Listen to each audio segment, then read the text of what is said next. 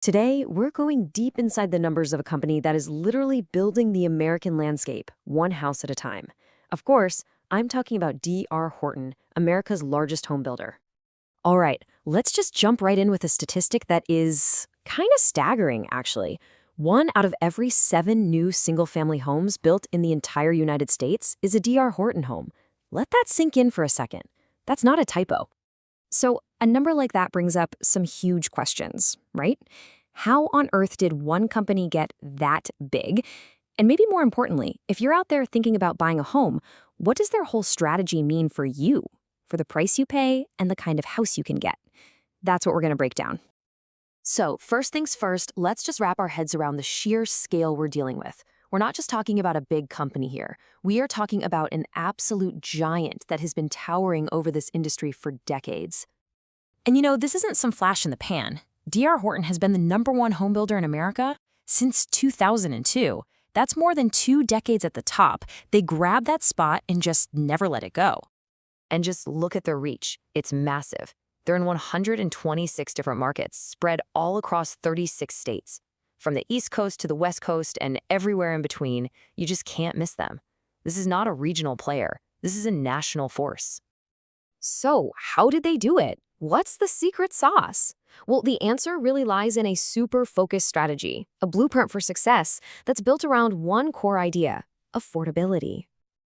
Now, what's really telling is when you look at where their money comes from. Yeah, they do some financial services and they have a rental business, but check out that huge slice of the pie. 88% of their revenue comes from just one thing: building and selling homes. That laser focus is the engine that drives this entire machine. And here is the core of that strategy in a nutshell. The plan is simple: build a slightly smaller home.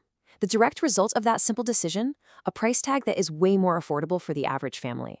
It's a pretty straightforward equation, but boy has it been effective. And you might be wondering, does it actually work? Oh yeah, absolutely. The proof is right here. A staggering 72% of all the homes they sold last year were priced under $400,000. They have totally found the sweet spot for the American homebuyer.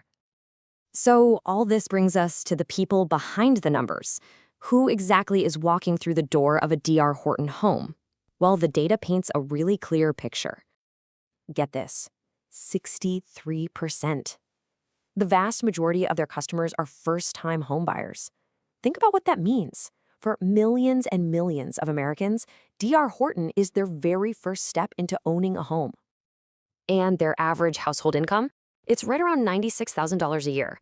I mean, we're talking about the very heart of middle-class America.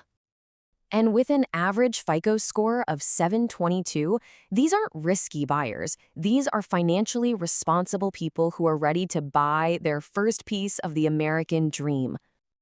You know, sometimes a customer just says it best.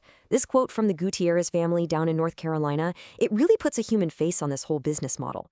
For them, it wasn't just about a transaction, it was about making a dream a reality. Now, any company this big has to be able to weather some serious storms. And the 2008 financial crisis, it hit the housing market like a hurricane. But how D.R. Horton came out on the other side is just a powerful story of transformation. Okay, let's do a little then versus now comparison. Back in 2005, right before the crash, they had about $2.3 billion in liquidity, cash on hand. Today, that's nearly tripled to $6.6 billion. They've basically built a fortress of cash to handle anything. And it's also about how they manage risk. Their leverage, which is basically just a measure of debt, has been slashed. It went from almost 48% down to under 20%. This is a fundamentally less risky, much more resilient company today. And what did all that newfound financial strength let them do? Well, while a lot of other builders were struggling, D.R. Horton consolidated. Their market share just exploded, going from only 4% back in 2005 to 14% today. They didn't just survive the crisis, they actually used it to get stronger. So all of this brings us right up to today and the road ahead. What does the future hold for a company that already builds 1 out of every 7 homes in the country? Well, their own outlook shows zero signs of slowing down. They're planning to close up to 88,000 homes next year, generate up to $35 billion in revenue, and return a massive $3 billion to investors. I mean, that's a company operating with some serious confidence. And that leaves us with this one last critical question. D.R. Horton's success is absolutely built on making homes more affordable. But as they and a few other giants continue to consolidate more and more of the market, what does that mean for competition, for innovation, and for the very nature of homeownership in America? It's a question that's definitely worth thinking about.